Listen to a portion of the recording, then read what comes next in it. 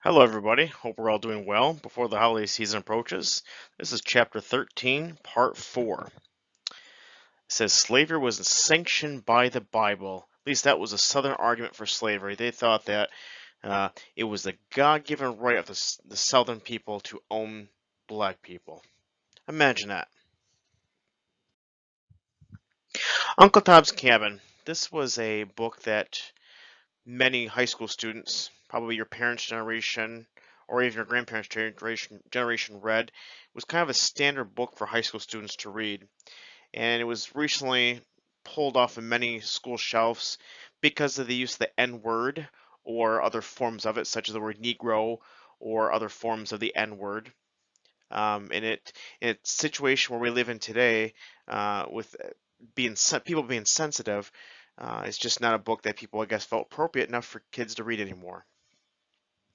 So Harriet Beecher Stowe, looking on the right-hand side of your screen there, looks like a gentle grandmother who would bake fresh baked cookies for when her grandson come over, but don't let her looks fool you. She was a very staunch abolitionist. She would speak her mind in a heartbeat if she could. March 20th, 1852, sold 3,000 copies the first day.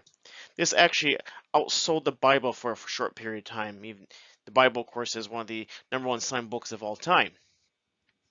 This novel was about a slave named Tom and his cruel, brutal owner. And it's the way in which Harry Beecher Stowe portrays this owner in the book as being this awful, awful person who consistently beats his slave, Tom, the way he's treated and such and so forth. And what it did was, when it got printed, it brought light to people, I guess, from the North and the South. And the Southerners said, "Oh no, this is just this is total boulder dash. This isn't true." And the Northerners, of course, they didn't know for sure, but they latched onto it. Thought, "Oh my gosh, how is it that mankind can treat people like this?" And so this became a very hot debated topic. The Southerners, of course, condemned the book because it started playing on their economics. Some even consider propaganda for the time. And I love this little quote that said, when Lincoln met Harry Beecher Stowe for the first time as President Lincoln, he looked down upon her. Of course, he was 6'4", 6'5", and she was only about 4'11" or so, and says, "So you're the pretty little woman who wrote that book that made this great war." If you want the rest of the story, of course, click on the link. And then there's also a podcast of Uncle Tom's Cabin, Why African Americans Loathe Uncle Tom. I'd like you to listen to that podcast. I may have some additional questions at the end. If you are interested in reading Uncle Tom's Cabin, it's a pretty good read, pretty easy read. However, the vernacular that's used is pretty typical of the day. So the way that a slave might have spoken, they spelled it out verbatim. So some of the words might be hard to distinguish what exactly they're trying to say. But nonetheless, it is still a good read. This next slide here says, why do you think this information is important? The population of the North versus the South, the patents versus North and South, value of church buildings, newspapers, bank capital, money on hand, and the value of exports. Well, let's start with the obvious population. 18 million in the North, 9.6 in the South. This does not include slaves. Does not include Native Americans. So, looks like almost the northern states outpace the slave states 2-to-1 in population. When it comes to patents, we can see that the North is flourishing with ideas at the time versus the slave states, not so much. It's not to say the slave states or the southern states was not important, but it wasn't contributing as much. The value of church buildings I thought was just kind of a neat thing, I guess. Number of newspapers or periodicals. Almost 1,800 in the North and only 740 in the South. So a lot more information is getting in the hands of people, whether they be black, whether they be white, whether they be Native American in the North. Look at the amount of capital, banking capital, wealth, money that they have on hand. You have $7.1 billion in today's money versus $3.3 billion in the South. That's a lot of money nonetheless. And then the value of exports. Remember, the North was exporting textiles, goods that they're making in the North, industrial things, machinery. And of course, the South is still into the agricultural society with a little bit of dabbling in the industrial society. Kansas, the heart of controversy.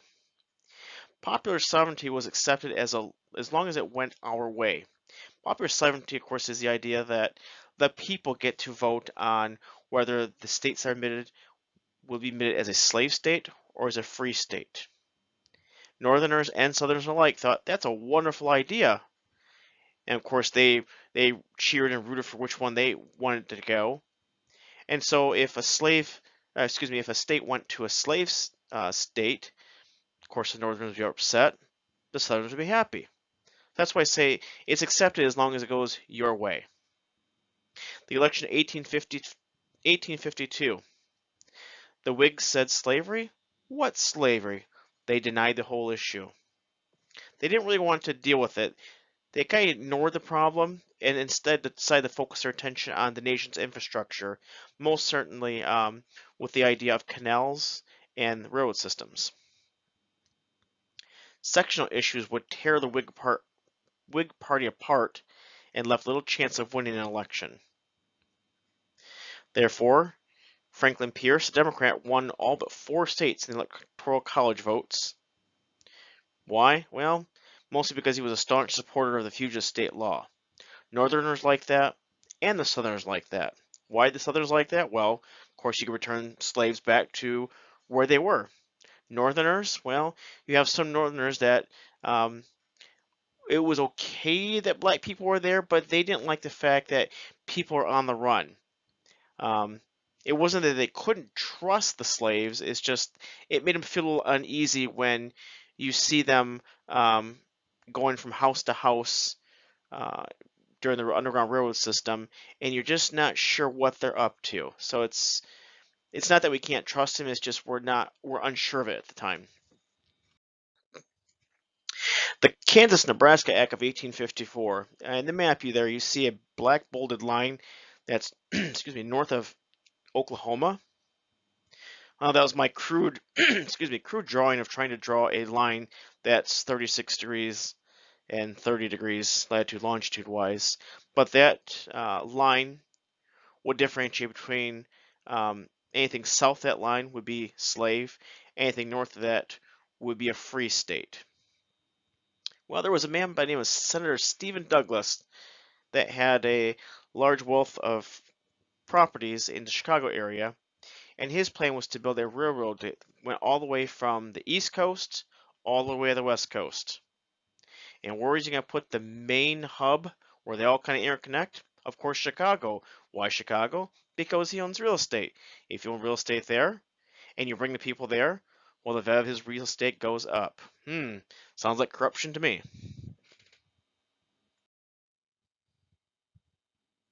So Douglas introduces this bill. We're going to take that Nebraska territory, and again, I'll go back and show you that. Nope, I guess I can't. Into 2 parts, Kansas and Nebraska territories. We're going to allow popular sovereignty, again, allow the people to decide if it's going to be a slave state or a free state.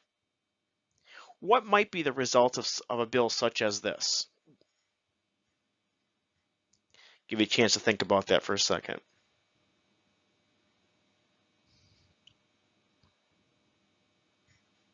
Well, in this instance, it could give the opportunity for slavery to expand north, and eventually was signed into law in 1854. It ultimately led to the repeal or replacement of the Missouri Compromise, and conflicts between slavery and anti-slavery forces grow exponentially. Bleeding Kansas. Kansas is the site of conflict between anti-slavery farmers, slaveholders from neighboring states of Missouri, that migrate to Kansas, and other anti-slavery organizations which paid for the transportation and settlement to go to Kansas.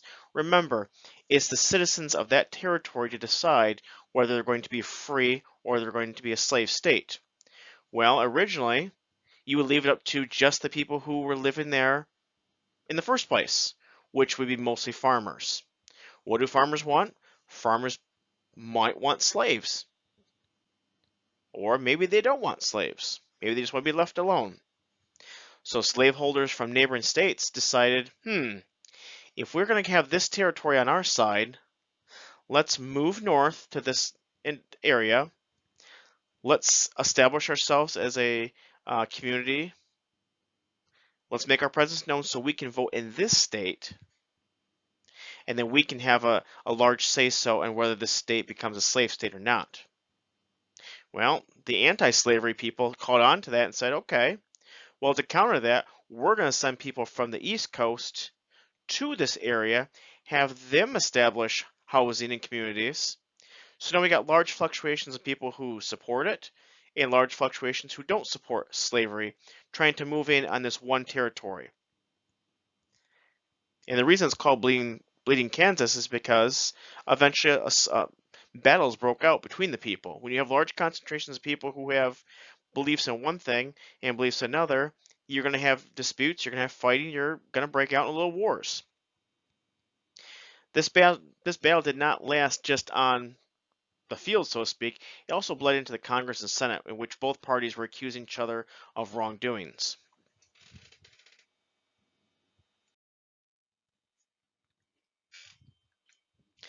It says good Whig Party. It should say goodbye Whig Party. Good knowing you. They don't last very long. What's going to eventually happen is they fall apart, and the birth of the Republican Party in 1854 occurs. It's composed of people of the Free Soil Party, anti-slavery Whigs, and Democrats. Its purposes was to end slavery once and for all and at all costs. They were willing to take up the cause by whatever means necessary, whether it be militarily, whether it be financially, whatever it's going to take. Let's get this settled, because the Republicans knew at the time that if we don't settle this issue, it's going to break out into war, if it already hasn't already. The Democrats, its purpose,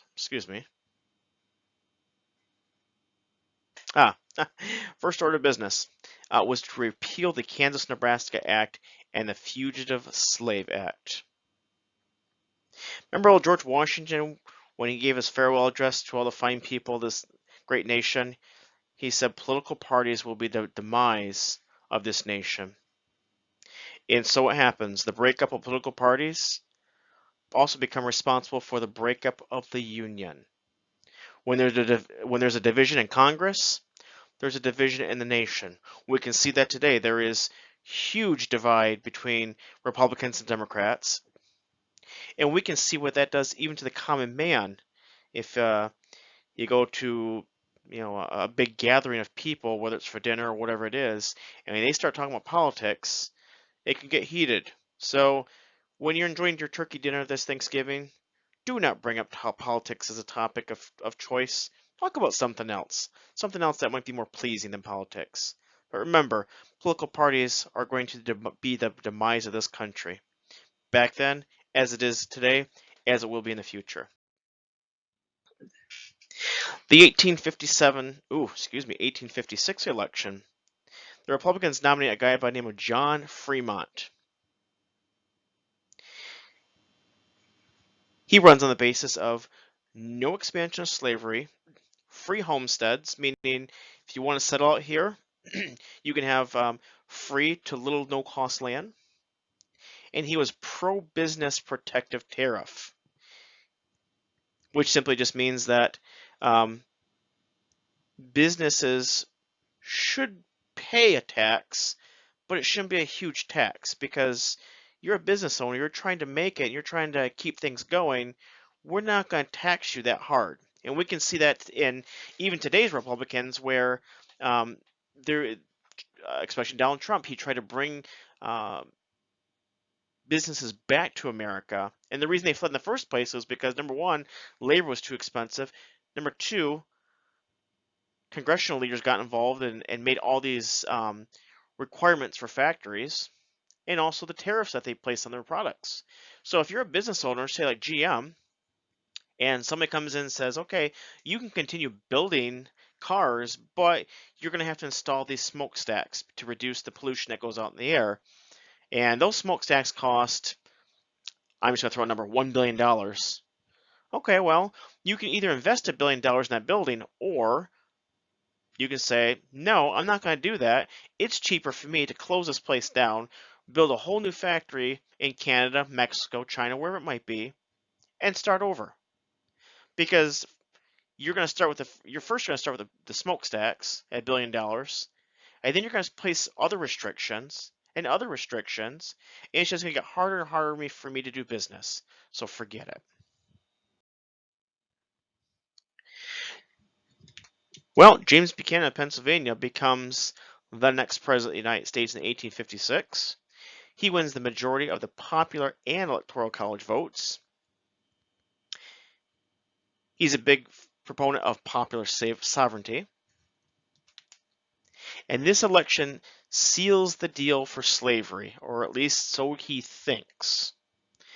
The Democrats and the Southerners think that we have the man in the office that will keep this nation running and will keep slavery alive and well and not try to destroy it. Well, not quite the case. In just four short years, the U.S. would rally the Republicans and win all but 4 presidential elections between 1860 and 1932. That's a pretty impressive run of 72 years worth, all but four elections. You think of today, we do this political pendulum swing where we have 2 terms of a Republican Republican president, 2 years of Democrat president. We just get swinging back and forth. It'll be interesting what happens with Donald Trump this year when we find out if he indeed is going to win the next presidency or if it's going to be Joe Biden, because for the first time in the last 25, 30 years, this will be the first time that we've only had a one-term president for a very long time. So Buchanan and his administration is rather weak in politics and in policies, kind of wishy-washy, and the Republicans seize the opportunity to attack at every cost they can to make sure that this guy does not get elected for the next term. Of course, we know history, 1860, Abraham Lincoln will win the presidency. Dred Scott versus Sandford, 1857. It originally was started in 1847, but of course, with anything in government, the court system, it takes time, and it took 10 plus years to do this. Okay, all the way to the Supreme Court of the land, just what this nation needs at this time. This is the biggest news throughout the world. If you can think of the biggest headline that's occurred in your short lifespan, well, that's kind of like what it was for the time. Dred Scott was held as a slave in Missouri. He was later bought and resold, eventually was taken to Illinois and later to Wisconsin, both free states. So Scott was thinking, okay, well, if I've lived in a free state, then that must mean that I'm a free guy. Well, he returns to Missouri because he takes a trip down the Mississippi River back down to Missouri. And, well, I won't tell you what the answer was just yet. But what do you think? How do you think the court system back then would rule for Dred Scott? Do you think that they would say, yeah, a black man lived on free soil, free property in Wisconsin, Illinois, so he's a free man, but if he returns to the South, does he remain a free man, or does he go back to his current status as a slave? How would you think that played out? Guess what? He didn't win. Couple reasons. Number one, the Chief Justice was a Southern Democrat, and 7 of the justices were appointed by pro-slavery presidents. That's basically strike 1, 2, 3, you're out, no chance of winning. But here was the ruling. It says that Dred Scott had no right to sue in federal court because the framers, the founding fathers of our Constitution, did not intend for African Americans to be U.S. citizens. Again, at least that's how they interpret it. Remember, it's the job of the Supreme Court to interpret the law of the land, not make the laws. And as they read through the Constitution and they interpret the Constitution, they interpret it as he has no rights because he's an African American. He's not a U.S. citizen. Well, of course, if we zoom ahead 100 years or 140 years, of course, that decision would change, wouldn't it? Number 3, Congress did not have the power to deprive any person of private property. Okay, well, this Dred Scott belonged to some at one time. He lived in free land, came back to slave owning land. So the way that slaves were perceived was their private property. They're human beings, in such a way, but they're also private property. And it's not Congress's job, it's not the law of the land to take away the private property of citizens, just as the police can't go into your house and take away your Legos because that's against the law. They don't have that right. Of course, if they had had a search warrant and probable cause, that would be different, but they can't just willy-nilly take your Legos and wave bye-bye to you. And number 4, the Supreme Court said the Missouri Compromise was unconstitutional because it excluded slavery from Wisconsin and other territories. And if you want to read more about that, there's a link down below on pbs.org. So, we know the who, what, when, where, why of the Dred Scott decision, but what did it ultimately lead to? Southerners thought that this would seal the deal to keep slavery in the United States. Well, we've got 7 Supreme Court justices that are for our side, for the South, for slavery.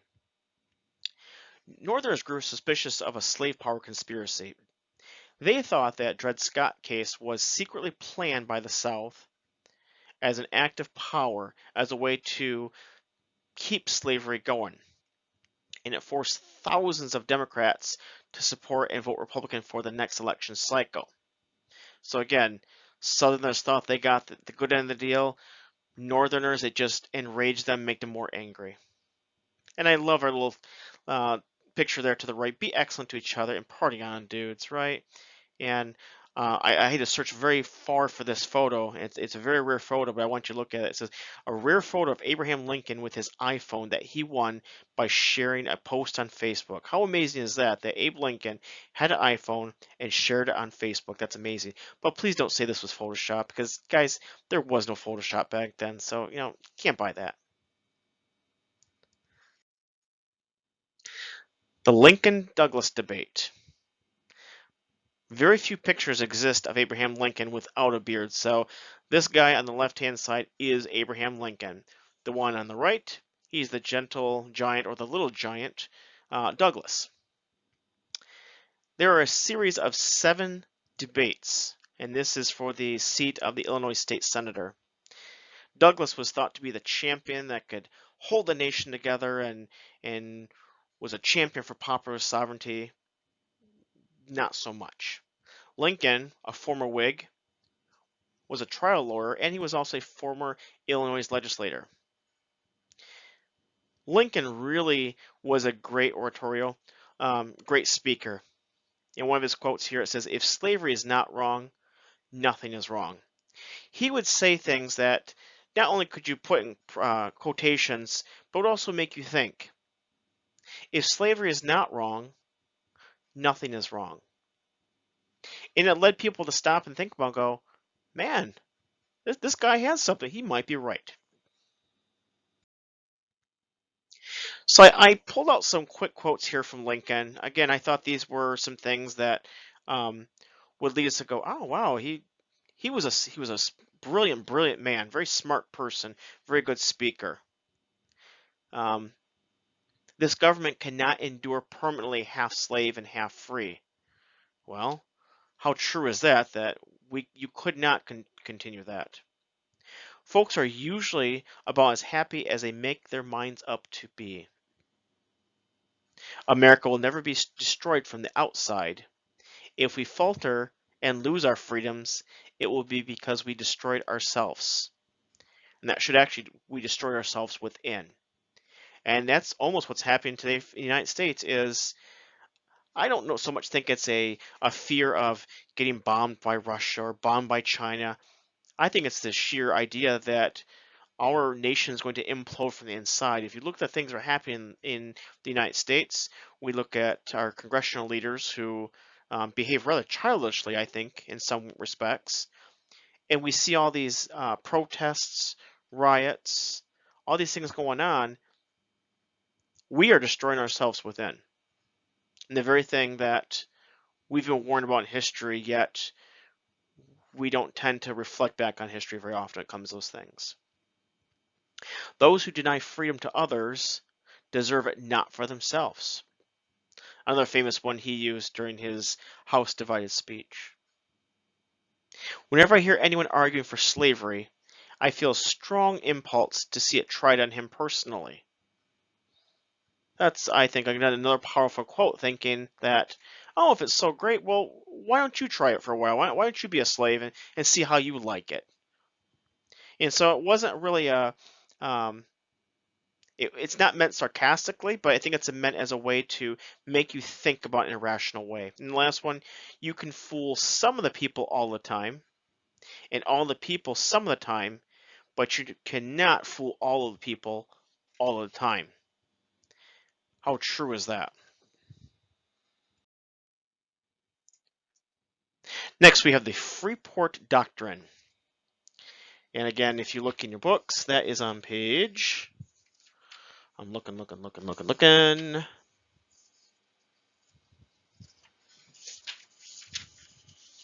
Can't find it. I found it. I lost it. Oh, on page 257.